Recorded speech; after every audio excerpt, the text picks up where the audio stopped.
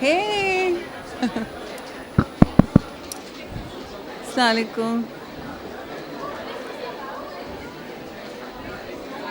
Looks like a good crowd. Yes. There's mine. The mic's open.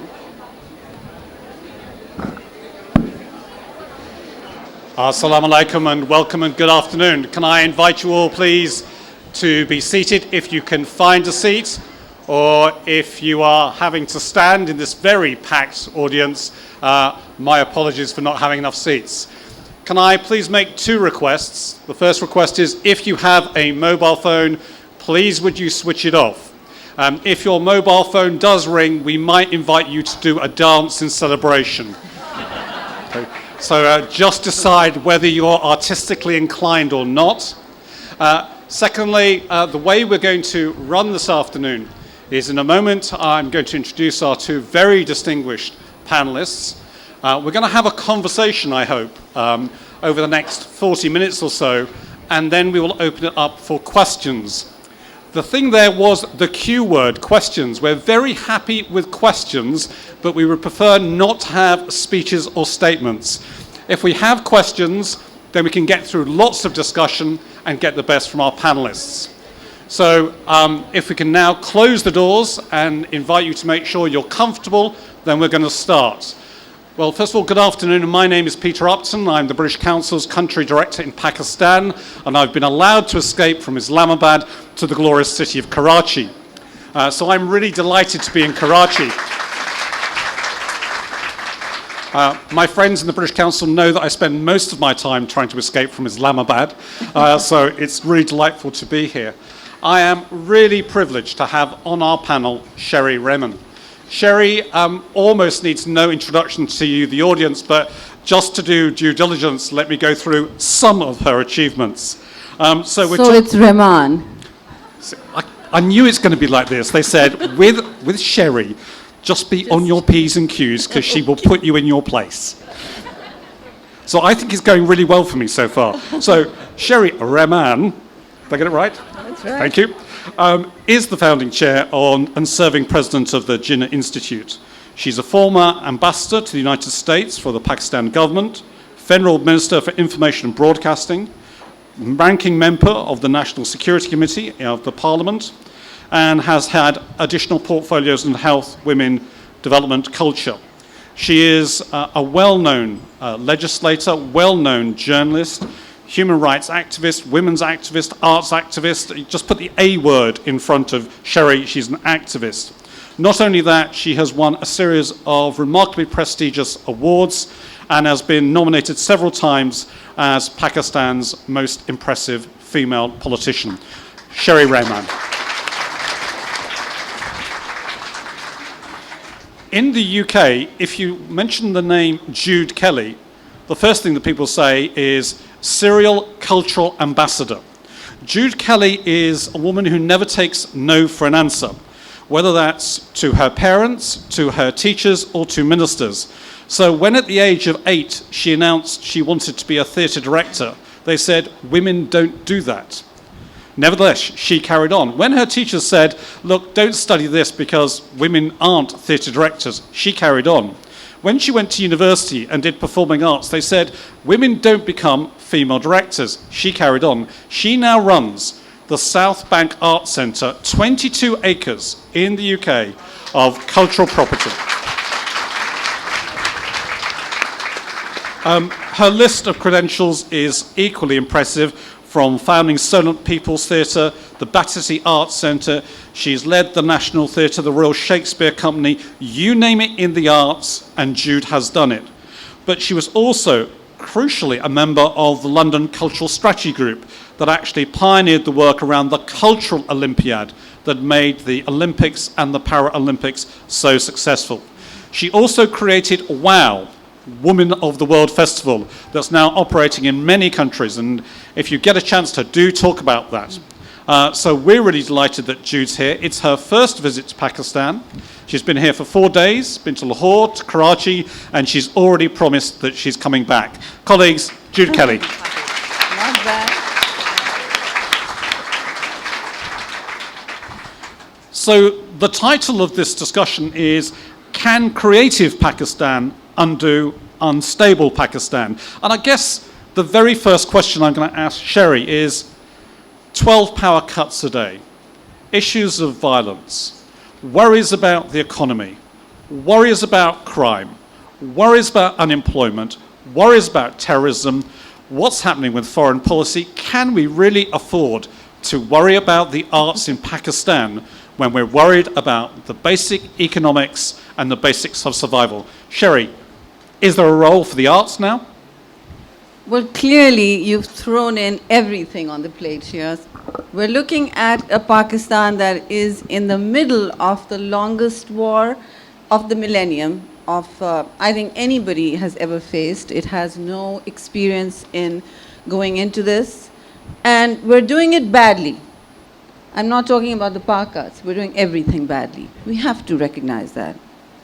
Can culture or arts rescue us from this hole that we've collectively dug ourselves into? Well, the short answer is absolutely not. I'm going to be really contradictory here. Clearly you want me to say otherwise, but I wouldn't burden culture or the arts with being in the front line of stuff that is the responsibility of people who get elected, people who serve in the business of running Pakistan.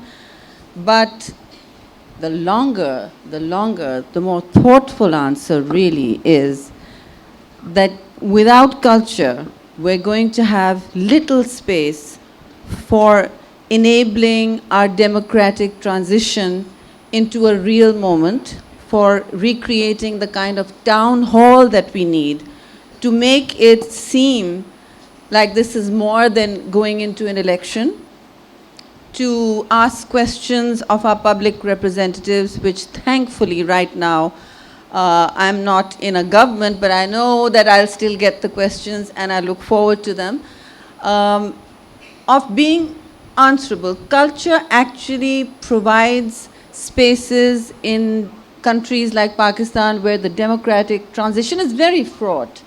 And we're in the crosshairs of many battles and many existential worries. But culture has been actually in the front line of many policy controversies in Pakistan. Now, what do I mean when I say that? How can culture be in a policy controversy? Well, because every dictatorship has come in, or not so good, maybe government has come in and tried to harness culture as a policy, as a tool for legitimizing what is basically a non-legitimate usurpation of power. Which takes us to the next worry. Does that mean that we drift along or muddle along without a strategic priority for culture? Culture is a strategic priority to me, and I would posit to most governments that would be in a position where its economy is always a little in crisis. It is. Where governance is often in paralysis. You have an energy crisis constantly that you refer to.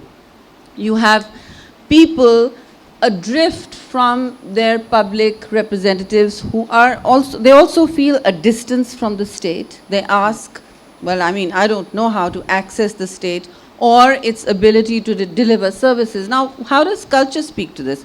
Culture does, because it's the only place where societies such as ours, which are oral, which are actually very dynamic, again, very counterintuitively dynamic in their self-expression in terms of how much art, culture we generate, not necessarily packaged as a product, but out there for us to see, to feel, to hear, and to experience.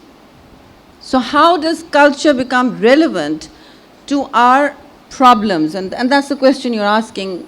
I don't think it can be the silver bullet. So don't burden it with that. Don't ask an artist, for instance, to harness his or her art or self-expression in the service of a political good or a greater good, no matter how well we define it. Art must speak to its own instinct. It must be disruptive, and it usually comes from places that are struggling with dichotomies. So once we move past that issue of, in Pakistan, art and culture have often been, they've been tried to be harnessed by dogma, by ideological regimes. So the drift away from that has generated a huge pool of talent in the private sector. Everybody's creating out there, and this hall is packed in a country that's flourishing. This wouldn't even be where the arts were flourishing with the enabling patronage of the state. Because before the post-colonial experience, as you know, art and crafts in Pakistan and India survived mostly on huge state patronage. The Mughals were good at it. I can't speak to the British experience, but you guys made the railroads and did some good stuff and the canals. But I think the point here really is, the bottom line is, don't burden culture with saving Pakistan. No, that's somebody else's job, and they need to do that. But certainly make cultural policy, make it through the town hall, make it through the democratic discourse. But remember that democracy, it's new, it's fragile, it seems like, one day it seems like it's failing you, the other it doesn't, aaj phir jeene ki tamanna hai, etc. But the next day, you have to realize that democracy, and certainly functional democracies, it's very much a hard two-way street. And which means that whomever you've elected or seek to elect has to be in a constant public conversation with you. Now, that can't be the television only, I'm afraid, where there is a massive dumbing down of the public narrative. So venues such as this, what I call the town hall format, the Lit Fest, the cultural spaces that enable open conversations are crucial to redefining who we want to be. And that's what culture essentially speaks to. Wow. Okay, let's just pick up on a couple of those themes, because there's an awful lot in there. And I just want to get to Jude for a moment and thinking about your experience in the UK on cultural policy. Do you think, Sherry is saying, really, one of the problems we do have is that we try to burden arts, cultural policy with doing all things to all people? Or is the arts and the cultural policy in the UK more of an instrument of state? Where are you on this? Well, first of all, I wanted to just say a few things, which is thank you for inviting me to Pakistan. It's been an amazing experience so far. And the second, the title of this session, which is Unstable Pakistan or Creative Pakistan, I wouldn't want you to think that we do not have both of those things happening in the UK as well.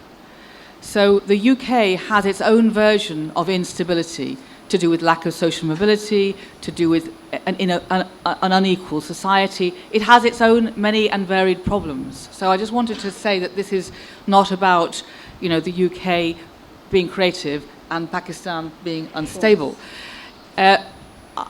You're all here because in the story that you're writing about yourself, you include in that story, I am the kind of person that goes to literature festivals.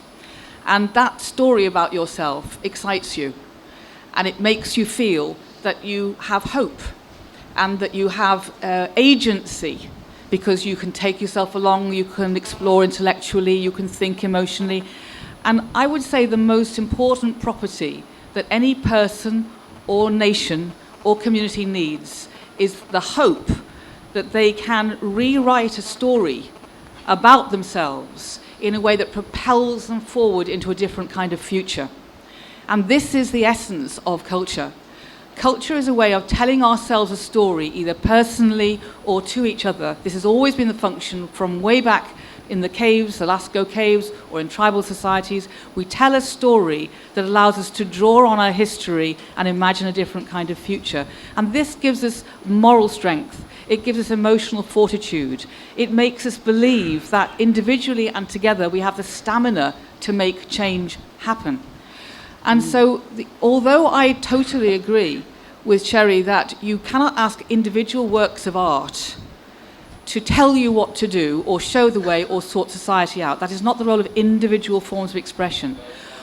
What I do believe is that communities and nations need to harness this role of storytelling, of new narratives, of cultural expression, and use that force for the great betterment of everybody in society.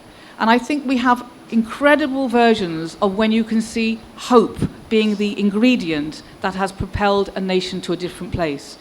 And I'm going to give you an example from my own history, because as Peter just said, I am the artistic director of the South Bank Centre, and some of you may know the South Bank Centre. It's on the River Thames, it's beside the London Eye, and it's a very, very large space. Now, in 1945, after we had a war that shocked and frightened of us unbelievably, the Second World War, we saw barbarity that we didn't know humans were capable of. It was a time when technology and barbarity met up with the gas chambers, with the nuclear bomb. We had so many versions of millions of people being killed, and it frightened us as humans. When British people came back after the war, they said, we have to make a different society based on peace. We were surrounded by the rubble of the Blitz. We still had terrible poverty. We had millions of men and women being demobbed from the services with potentially nothing to do and nowhere to go. And we set about doing a number of things, not all of which were culture, education, health, welfare, but centrally, in terms of a symbol, we created the Festival of Britain, and this was at the South Bank Centre. Now, the Festival of Britain wasn't a festival of imperial wealth or, ideas about the Great Britain. 50% of the artists who made the Festival of Britain were refugees.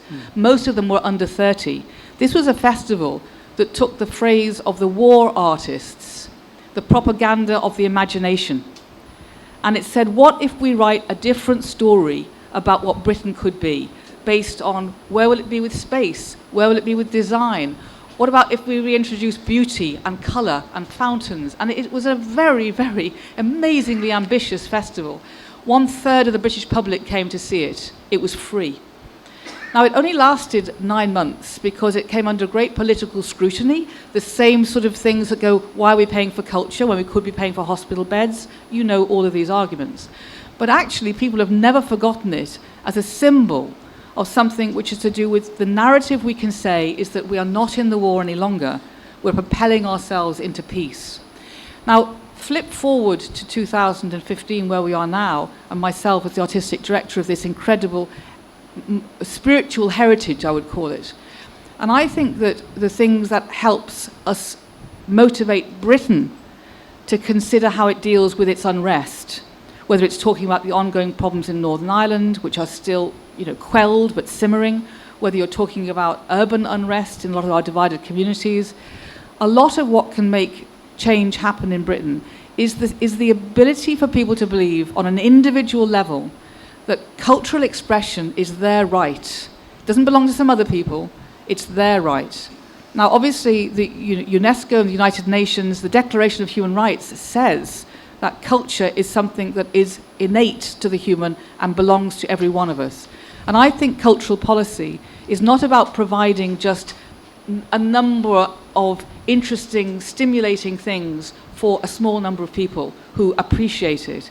It's about really thinking structurally and systemically about how everybody in a country can believe that they have a narrative of hope, and they have a narrative that includes their own self-expression. And how do you create cultural policies that allow people to believe that is true? So what we've got... I'm a bit worried they're applauding early, which means we're not being controversial enough, but we'll see how this goes. I'll try harder. I'll help you with that. Yeah, I'm sure you will. Being controversial. So you then said, to the second part of the question, is culture in Britain an instrument of the state? And I would say no and yes. Now, I'll start with no, on the grounds that there are thousands and thousands of people who are both professional artists and non-professional artists. And that includes audiences who engage. And they're going to do that with or without government. Because you cannot stop humans doing art. That's what we do. We make love, we eat, we breathe, and we make things to tell each other how we feel. Where I do think that the state has an absolutely essential hand to play in a mixed economy, not alone, is that it can look, as it does with health, as it does with education, as it does with defence, as it does with many things, it can look for how the society, through taxation, can believe that culture matters. What are the ingredients that make up a civilization? They are the things that you put taxation into. And if your budget in a country does not include culture as a committed fiscal activity, then you're basically saying your citizens don't need to express themselves. And that's a denial of their human rights. So I would say that Britain has taken a lot of steps to ensure that culture is part of government policy. We don't believe it's committed enough. You'll rarely hear politicians speaking from stages about the importance of culture, and I'm sure that's the same the world over. But you know, at least we have that bedrock of saying you can expect it to be in the budget. And that gives the rest of us who are going to be busy doing what we do the chance to talk to philanthropists, to business people, and to audiences about the fact that, look, we've got these 2 beans, and with these 2 beans we can make 5 beans happen. Okay. So we've heard about we shouldn't actually ask culture to do all things for us, and we shouldn't burden it too much, but there are quite clear roles. And equally, we've heard about culture and the arts providing a different narrative, a narrative of hope. But one of the things that you said that I was struck by was, you know, please don't burden the arts with doing all these things. But, you know, you've got a view, though, do you not have, about the role of the arts, the role of culture in terms of peace building, connection, and providing an alternative narrative for Pakistan? Of course. I mean, culture has, first of all, let me speak to the funding and resourcing of culture. Forget taxing it in the budget. We're a fairly rent-seeking economy, and once we move from that, you go to, well, is the tax on television sets or the television license really doing anything about culture? Well, no, it's funding a petroleum deficit right now. So that's where, I think we're not even speaking of apples and oranges when we compare Britain and Pakistan. It's many hundreds of years ahead. The disruption in your lives is possibly the queue over there didn't get managed so well. I don't mean to belittle your problems. Of course, there are many, and global inequality is rising, as Thomas Piketty would have us know. But the point really is that in Pakistan, when you say how important is it?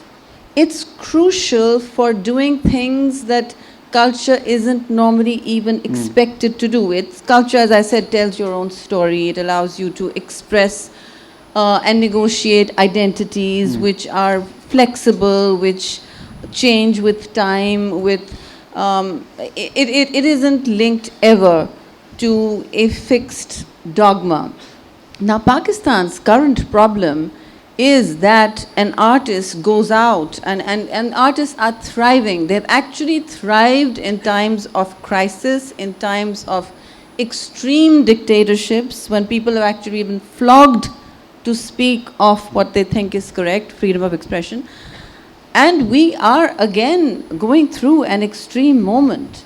So it's a great luxury for me to think of all the wonderful things and the Thames, and many of us think of Britain as that great civilizational hope we would aspire to, honestly, quite honestly, in terms of the way the culture and arts, etc., are funded. Now, I was fascinated by the way the lottery at one point was actively funding in Britain the arts and culture campaign, or rather the whole complex, and we discussed it at government levels in terms of how to finance culture. And of course, we ran across ideological roadblocks. Now, having said that, where do people go in Pakistan? It's also linked to culture. Where do people go? I mean, where are we sitting today? It's as we entered, you said it's a hall called 007. Well, in the 70s, for all these young people who don't know, this hall was a club. It was a club in the night, and probably there was tea happening here. My daughter can't imagine that. She's an artist. Many of you probably are, or you're engaged in all of that. Where did this other Pakistan go? So culture is our pathway back to that. Maybe this is a far-fetched hope, But to me, culture and art are leading the way through that tunnel. They're shining us that light that yes, there is a Pakistan that wakes up in the morning, that sees itself as progressive, that doesn't bind itself into one identity. And, unfortunately, Pakistanis, commentarati, we have a lot of them, chatterati, commentarati, deconstruct culture and identity very well, especially identity, because it's linked to culture in many ways. But we are unable, other than through art itself, the act of making art. That's become one of the few in writing books, sculpture, arts, which is why they're flourishing. That is where Pakistanis are expressing their identity. Yeah. And they're doing it without fear of over-regulation or a ban. Of course, that fear is still very much around. I know people who can't, display a lot of art in their homes. There's comfortable art, there's designer art, there's, trophy art going around.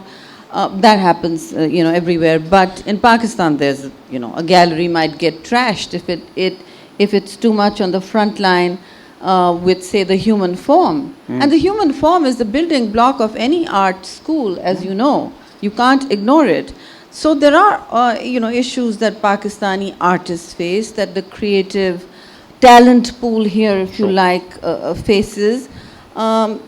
Unfortunately, that there is a root causism to every conversation we have.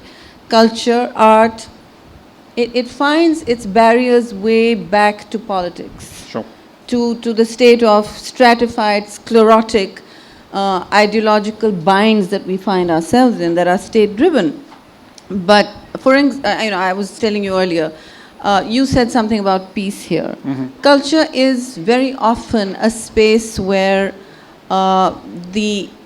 you are allowed to be authentic. Yes. And authenticity actually is of value, because art or culture won't express itself in any real sense or reach any metric of quality without authenticity and coming from a certain gut.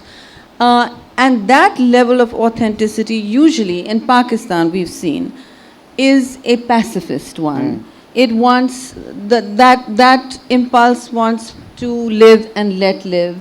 It embodies what I call the old left in Pakistan, which was very strong.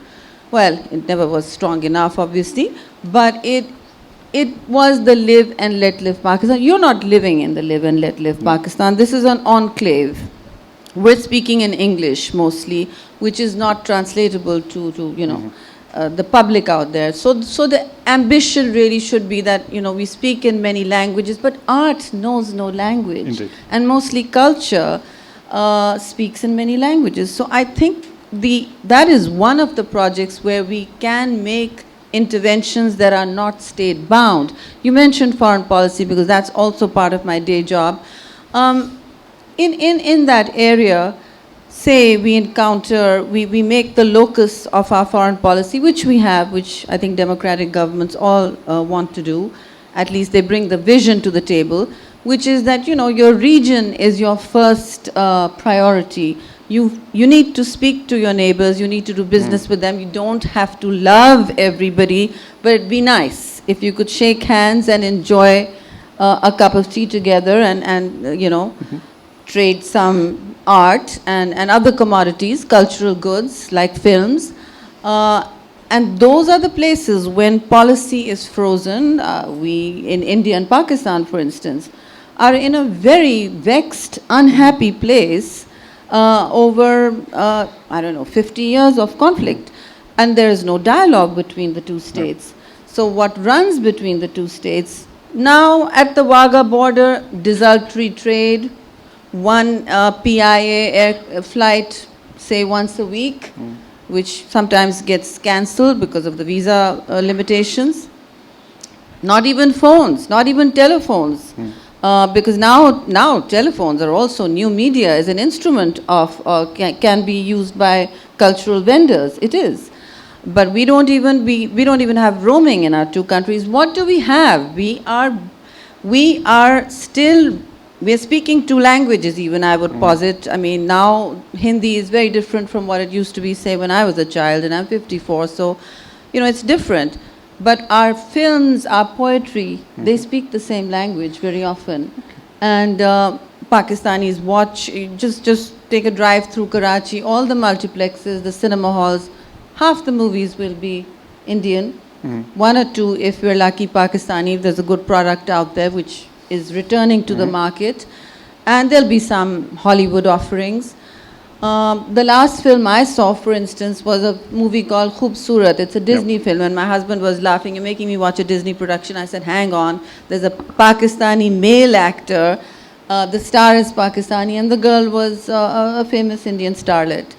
I thought that it really disrupted the state, the frozen and aspic policy that we've adopted, both sides have, of speaking at each other, not to each other. So culture allows even states, people to conduct foreign policy actually, and the future of foreign policy is with the people, is with the societies of countries, and culture becomes a conduit for that.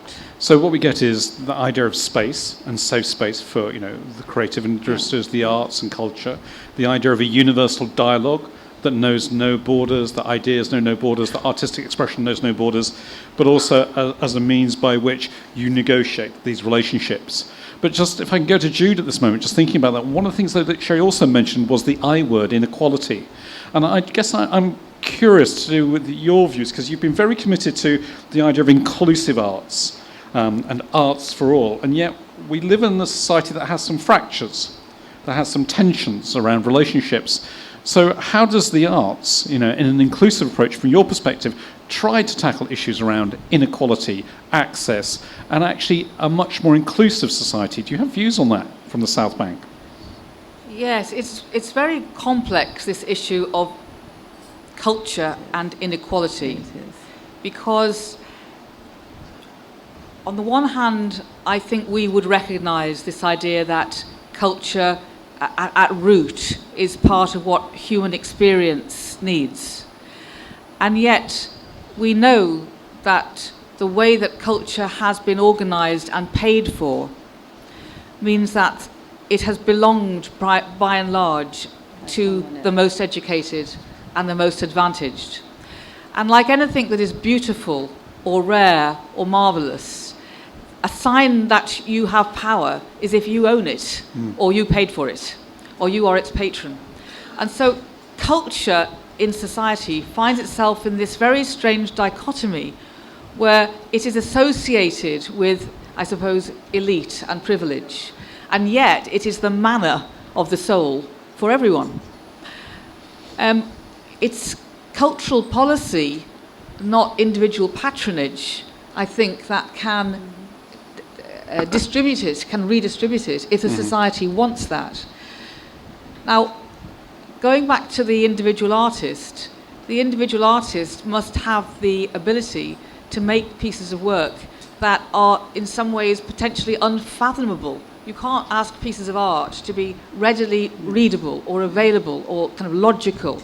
And that then creates in many people a feeling of being excluded from a work of art because they haven't had an education and a confidence that goes with that to feel that they can have a conversation with that work of art. Yeah. And so there's an ongoing issue about if art is considered to be an ingredient or something you can demonstrate by your intellectual prowess by, and it doesn't belong to everyone, then it actually becomes a kind of a weapon in society. So it has this paradox. It's a manna for the soul, and it's also a weapon against inclusivity. And certainly at the South Bank Centre, because of the history I described to you, and really because of my own belief system, I'm profoundly interested in how we build societies that have the confidence to believe that many people's voices make art, that there are as many ways of making art as there are ways of living, that you don't ask an individual artist to represent everyone, but therefore the kinds of artists that you have in your society must be drawn from everyone. And so it is interesting in Pakistan, for example, in the art school in Lahore, to have a quota system that says voices from all regions must be represented. That's actually a very progressive policy. We don't have that in the UK. But so at South Bank Centre, one of the things that we do all the time is think about how we make our work available through schools, through communities, how we invite different kinds of people in, how we nurture different ages of artists, different types of artists, and to keep the conversation on the boil, and it is a controversial conversation, about whether egalitarianism can exist side by side with excellence. I believe you can flaunt those two propositions side by side. And I mean to use the word flaunt deliberately, because there's a tension. There's a tension between crafting something that is unique and precarious in its brilliance, and the idea of then distributing it widely. You know, we're not talking about widgets. We're talking about these individual pieces of expression. So you can't say the distribution of the arts is about mass commerciality. That's not what I'm talking about. What I'm talking about is a feeling from ground up that people can learn to believe that making art and looking at what other artists have made is something which belongs to us all. Like good food, like good health, like discovering that everybody wants to keep their teeth and therefore they go to the dentist. There is absolutely no reason on earth why everybody wouldn't believe that artistic expression belongs to them. And let me say this, because there are people who find that idea irritating, indeed offensive, that everybody could develop an aesthetic. Once upon a time, in fact, when I was a little girl, I was told that not everybody in the world was capable of reading and writing. And we now know that is not true.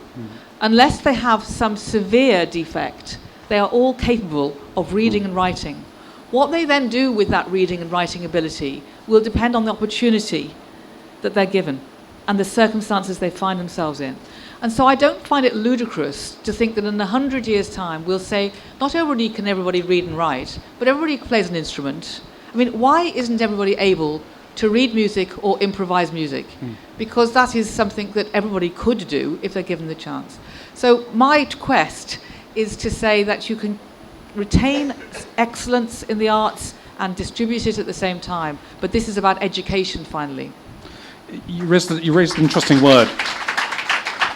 You used the term quota, and I just want to pick up on issues of quotas for a moment, if I may. Yes. Because I want to look at the idea of women in arts and women in arts movements. And can I ask you, Sherry, given your experience in Pakistan as Minister for Culture, I mean, are we doing enough for women within culture in terms of access to arts, support? Should we be having quota systems, or are women once again being a marginalised group within the artistic community? It's an easy question. No, it's, well, no, you're throwing this in, and it's an important question. Quotas for women is one thing, and then quotas in art is entirely another. What I would say is that art, I mean, culture now, art is obviously not a government subject. I was culture minister for 3 months, exactly. Took it on to open up Pakistani and Indian films to each other. And we did, which is why you see all the cinemas coming up.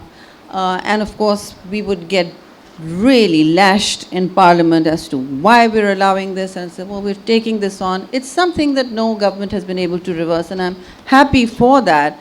But when you say women, I came in on, for instance, in politics, on a women's quota, which is, contested and contestable as a concept, as are ethnic quotas and many others. Merit being the shining beacon that the criteria we use or should use. But I think it makes a huge difference to have space that is reserved. Of course, then you have issues of quality, you have issues of people being then put there as token, the token woman is included in a committee.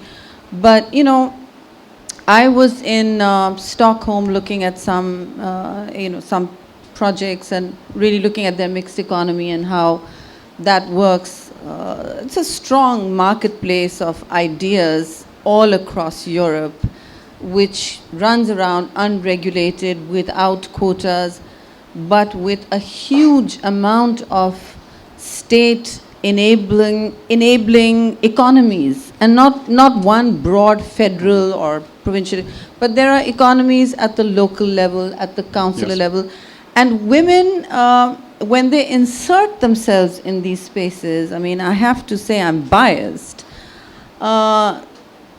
Actually, I think they just do more. Women just do more because they have to. They have to juggle a home. They're used to multitasking.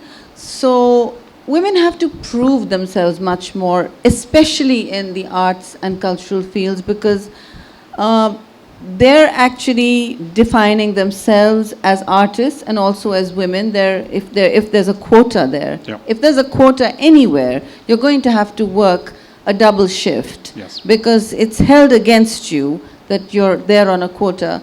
And secondly, you're just going to have to prove your worth. But I think that it's difficult to insist on quotas in the private sector, to impose that, So I think there should be more of an enabling environment. And I do want to say that women artists have actually had a very profound impact on the way they have represented the fine arts. It may have been considered a high art, not always accessible and distributable, and that's very important. And that's where the state comes in. It opens up the opportunities. And the minute the opportunities come in, then the scholarship students, rise to the surface very fast. And so that's the provision of opportunity, whether it's to women or not. I mean, for instance, we have scholarships for Baloch artists. And some of the most vibrant work, it's the most undeveloped area of Pakistan, some of the most vibrant work turns up from there. And some of the, I would say, our critical turns our whole art scene took, if you like, was during what I call the Zia years. Those were intensely dark years of repression for Pakistan. I hope our children, or what I call Pakistan 3.0, doesn't have to see it ever again.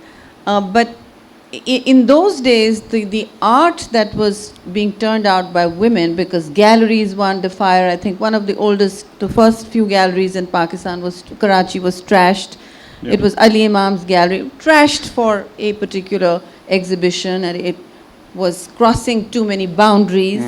But art has to cross boundaries. It can't be, locked in. I mean, it's not fungible like money, but it has to cross boundaries. And here we see a situation where the women artists as a genre, this didn't exist before that, as a genre came up through the marketplace, and their art was actually categorized as speaking to the duality of repression that they faced as women in the domestic context, and then again in the public space as artists. Trying to, they actually invented what we call a new language. They articulated an idiom that was quite unique to those days. And from then on, you'll see that women have moved on from, the bound hands, the cages, and the constant having to use a subtext. So art became the tool they used for protest. It became a medium of protest. And these were the days when, say, as a newspaper editor was told, all right, you're going to have to rip these headlines out, and one fine day we said, we're not going to do it. I mean, I was all of 19 years old training, but so you're ripping the headline out because the Ministry of Information says you have to rip it out. The paper has gone in. I want to educate our young people on where this country has come from and how important gains that are democratic are fragile, how easily they can be reversed, and how it's important to hold on to them. And art, media, culture, all these spaces then become battlegrounds. Those were all battlegrounds of that women and artists, and really on the front line were journalists and lawyers, people who were dealing in the creative or authentic self-expression industry, Let me just go to Jude for a comment on this as well, because then we're going to open up for questions. Jude, do you have a view on this? I'm sure you do. Well, I was just going to ask the audience a question without asking you to answer it publicly. which is, if you think deeply as you're sitting there now, do you think that men and women are equal? Don't have to answer the question. Don't answer yet. So privately, I have an answer. you'll have your views. Do you deeply, seriously, finally think that men and women are equal? And then the next question I would ask is, do you think they are equally creative? Now, the reason I'm asking the question, although some of you are nodding at me furiously, so of course, I'll come and see you later, but is because the image as a woman, all my life, was that the world has never told me, not one country in the world has said conclusively and without doubt, we believe that women are equal to men, because there is no country in the world where that has become the case. And if I look at myself as an artist, there is not one part of art history that says to me, women have been backed for their creativity equally to men, not one. And if I look at my own theological background, which obviously theologically it's Christian, I am told in those scriptures that women are a handmaiden. Now, this doesn't promote confidence in a girl. It actually makes you feel that you have to be endlessly pioneering. And it's difficult to be pioneering as an artist because an artist is full of self-doubt. And certainly then surrounded by people who want to protect the girl from being foolish or being, maybe a failure, and so on and so on. So I would say, and I completely agree here with Cherie, that there have been amazing movements by women artists. But don't forget that in the 1600s, post the Puritan era when they shut all the theatres down, first out of the gate soon after were a group of women called the female wits. They were playwrights, they were playhouse owners, they were producers, they were promoters. But do you know they existed? Of course you don't. Most of the theatres in Britain were begun by women. Annie Horniman, who started the Old Vic, Lillian Bayliss. I could name so many, but does history give them the accord that they deserve? It doesn't, because the overlying narrative still is that women aren't actually born and bred to be centrally creative. And we have to change that story. So it isn't simply about cultural policy or quotas, although I do agree that we need them, but it's actually about belief systems from men as well as women, and how you propagate those belief systems through how you treat your daughters, how daughters treat their daughters, etc., etc. So if you really want the story of the world to change so that we have peace and equality, women's voices have got to be given equal space. So there's a narrative about the arts, there's a narrative about Pakistan, there's a narrative about women.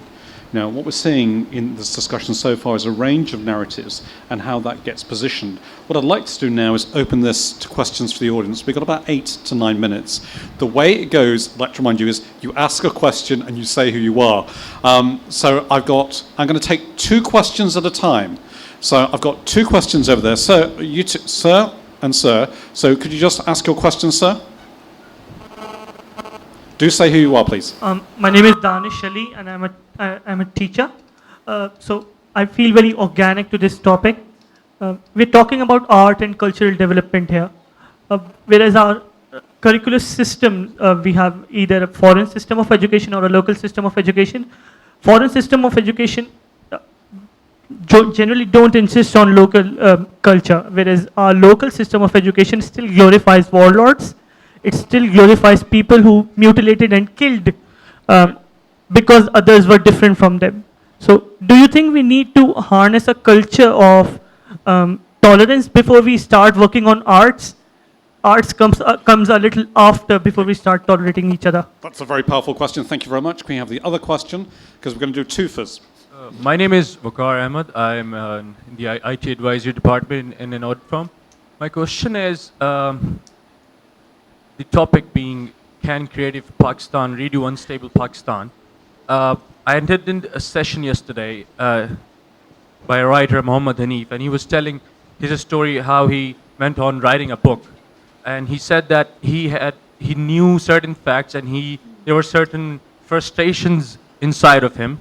And through that book, he let those frustrations out, and he felt much better. And there's another person, Muniba Mazari, who is now leading an organization, and she had an accident, she went paraplegic, and she started painting, and that gave her hope. So don't you think that when we talk about unstable Pakistan, it is basically people who are unstable and do not get support to be creative, and that is what's causing the problems, and that should be addressed? Thank you. Okay, so we've got two questions there. One's focused on the schools and about the role of tolerance and creativity in schools, and the other is about whether you can actually say a country is unstable or people are unstable. You both get a shot of this, all right? So there's no escape. Sherry, your view.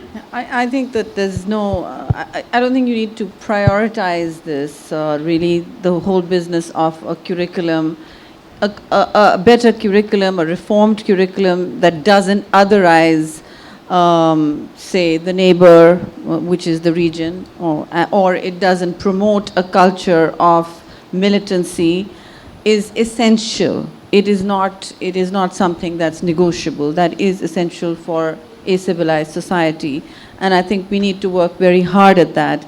But I don't think you need to stop doing art. I think those are intrinsically linked activities. Art will lead you to authentic self-expression. Authentic self-expression will, we hope, lead you to a more tolerant space, especially if that's what you're espousing. So the two are often not in contradiction, unless, of course, you're looking to impose your ideology, and that's a different question altogether. What was the second one? The second question was about, having listened to one of the speakers yesterday, he talked about unstable. Yes. Well, yeah, I mean, we are a sum of our parts at the end of the day. And I think people find art cathartic. They find cultural spaces important means of self-expression, and they make connections with their reality, which can be very routinized in different ways through culture. So I think that there is no one kind of good answer to are we unstable or is the country unstable. I think that we are I mean Pakistan or its instability is not empowered by you. It's not fed by you or me, perhaps by me, but not by you. But you empower yourself through culture. If you have no other means, then culture is one of the most strongest means of self-expression and empowerment, including art. And I mean, there's another session that I like to do, which links power to culture and power to art, because that is sometimes the way that you sell cultural policy to recalcitrant, unhappy, sleepy cabinets who don't want to, who see no reason to fund culture, to even prioritize it. So where you say, well, right, it's soft power now. Today, this is the age of soft power, and that is how you project your better face, which is very often a spurious argument, because your face can only be what you are at the end of the day. Okay. So, Jude, it's got a view on this one.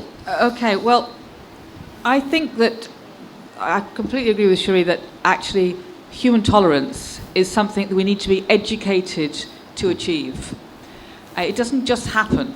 I think we are all in a situation where we constantly need to renegotiate tensions and feelings and have the tools to do it. But I happen to think being able to see examples of freedom of expression and difference and cultural choices, whether that be types of food or types of drawing or form and expression, all of that makes people understand that people are different and the same. And basically we need to fall in love with other humans. We need to be in a love affair with other human beings because they're not like us and are like us. So I think culture is a tremendous way of making that possible. And your second point about instability of the mind is, well, again, we're all Russian dolls. Inside one thing is another. There's the individual, and there's the community, and there's the society, and the world, etc. So much of instability and crisis in a person or a country is because we are in a fight or flight mode. We feel injured and we run away or we retaliate. And some of that is mental illness. And some of it is a sort of pathological mental illness that a country can start having. And I think the tools of unweaving all of that really are to do with understanding that the brain needs healing, the heart needs healing. And again, I don't know how else to do that except through dialogue and also through understanding, which we do more and more of the brain now with neurological science. You need to understand that you can't brush these things aside. They don't go away, they go underground. So when people are hurt, they are very good at gathering around them other negative forces. And you know, that's you have to remove the negative force, but you also have to try to heal it. So it's not the same situation as Pakistan, but we have prisons all over the world full of people who actually need treatment and support, not just incarceration. Okay. We had a question down here. I'm going to take this question there, that gentleman there, and I've got one question in the back, and that will be it, I'm afraid. So I'm going to take 3 for 1. So please ask your question. Keep it short if you can. Hello? Yep, you're on. Hi, I'm Hiba Hashmi. I'm a Heritage Manager at the Endowment Fund Trust for the Preservation of the Heritage of Sindh. My question is, you both spoke about societies that live through and survive brutal periods of war, so with the War on Terror and the Blitz you mentioned. My question is, what is the role of memorials and physical manifestations of cultural memory in the process of communal healing? Wow. Okay, thank you. That gentleman over there, please. And there's a question else at the very back, the gentleman in grey leaning up the back. So please ask your question, sir. Thank you. My name is Faisal Hassan. I teach art and architectural history in Cambridge, Massachusetts.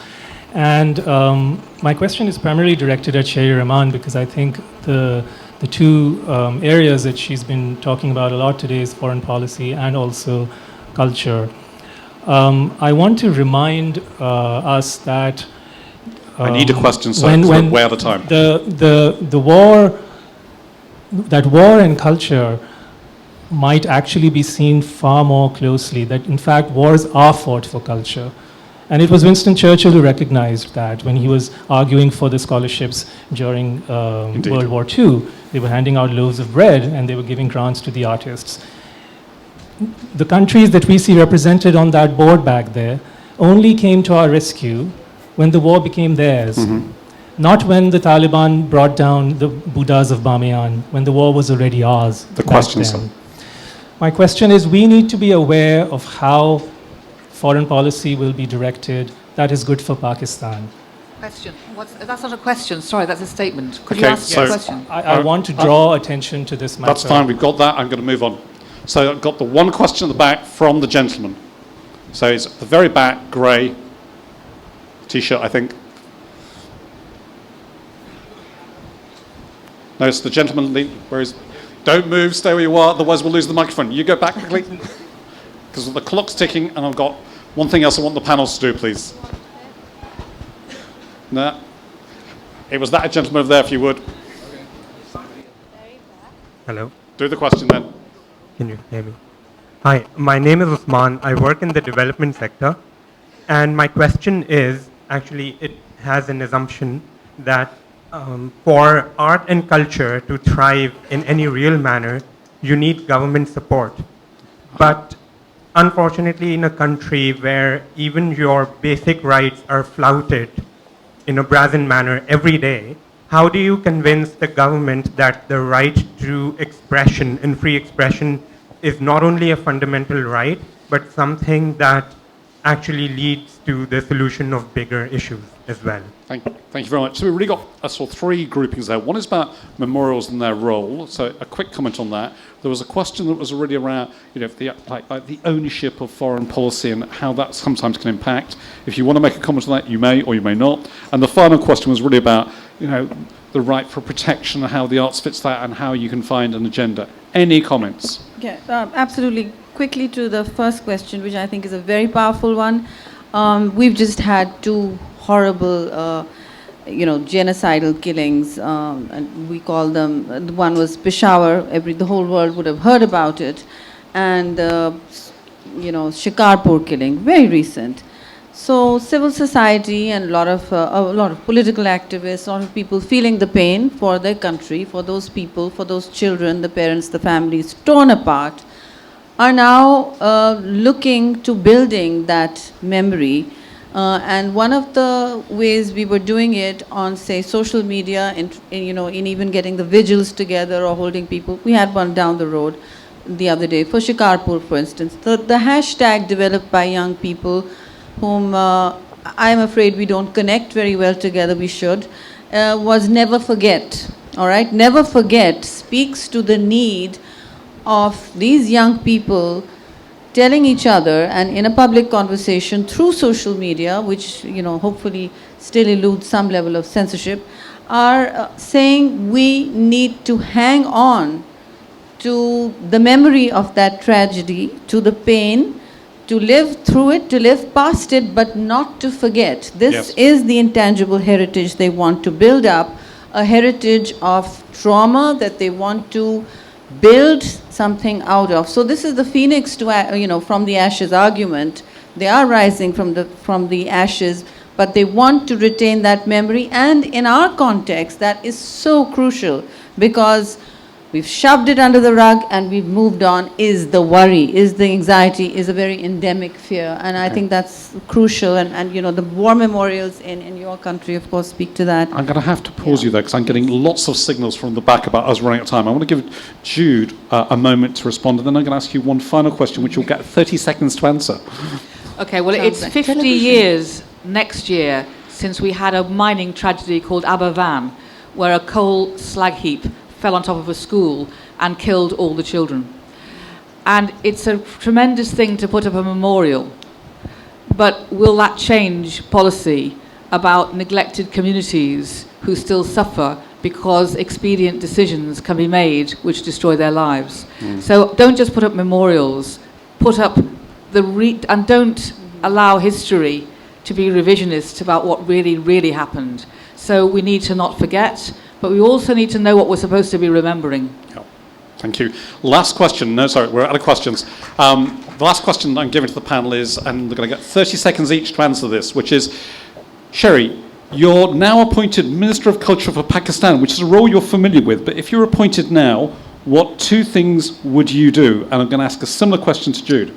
2 things in 30 seconds? That's a spurious question. There's no such thing as a Minister for Culture in Pakistan but you're anymore. Appointed That's Minister a of Culture. problem, right? So what would you do? There is no such thing as a Minister of If Culture. you're appointed. Yes. Well, lots of things. First of all, I'd open up a public conversation with the community, the local communities, and as to how we can help each other construct a better cultural policy. We don't have one, but you can't sort of issue one as an edict. Yep. And this business about building memorials, yes, we would be building memorials, but we would be building policy together. Yep. That's the first thing you do.